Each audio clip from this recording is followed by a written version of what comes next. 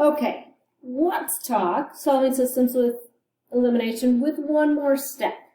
I am happy to have you back, but look at this one. If I was going to eliminate my x's or my y's, could I do that? No, they're not the same coefficients, right? This isn't the same coefficient as this is, and I need to make sure that I have the same coefficient to be able to do that. And then they need to be opposite too. So would it be easier to make these opposites or these opposites? You know what? It doesn't, I think these ones, because look, 3 times 2 is 6. So let's look at this, okay? Okay, because this can be tricky, I wrote down the steps for you. So our first step is to determine which variable to eliminate. In this case, I think we should do our y's, because our x's, we would have to multiply both numbers, because we can eliminate our y's if we multiply this by -2, the whole thing.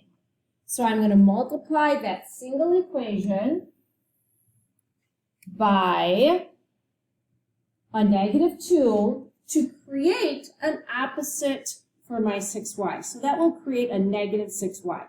So let's write down our first equation. And then let's write down our new equation. So multiply this, -4x. Multiply this, -6y. Multiply it by the back, 2. Don't forget the equals, and that will give us +10. Now, we can do exactly what we did in the last class. So I would like you to do that. Eliminate your y's, solve for your x. So our next step is to add the equations to eliminate the variable and solve. Please do that. Come back, pause the video while you do so, and we'll go from there. Okay, after you eliminated your y's, you should have added your x's together to get 1x, 5x minus 4x is 1x, is equal to 2. All right, now you're going to take that and take either equation. I chose the top one, no reason, just did. And plug your 2 in for your x and solve. And you should have got 6y equals -18 and y equals -3. So here's the rest of your steps. So I would like you to pause the video, and I would like for you to write down all 6 steps so that you have them and you can follow them on each one of these. So you can write them just in the bottom corner of the notes.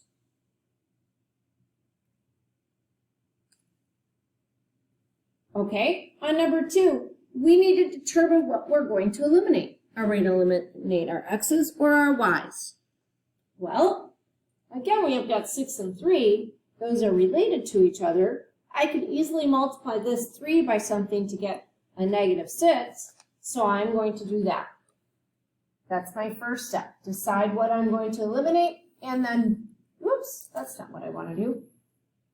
Don't draw a line there. That's not what you want to do. Okay, not adding them together yet. So now rewrite it. 6x minus 2y. I'm going to pause the video while I do this. Come back with yours done as well. Okay, so I rewrote my top equation.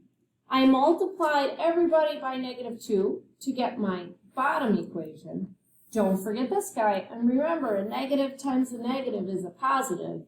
So you get -6x plus 14y plus 38.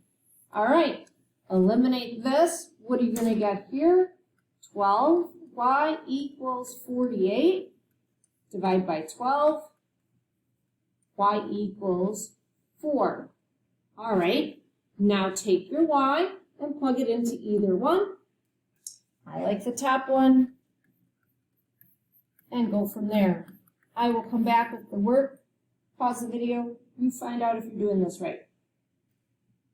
Okay, took my original equation, wrote it down, substituted my y equals 4. Remember, it's really important that you have this x equals or y equals. And then I did the math, I solved, and I got x equals 3. So now I can write my answer. My 3 goes first, it's my x. My 4 goes second, it's my y. And I'm done. We'll do the next problem in class, and then we'll finish our worksheet. God bless.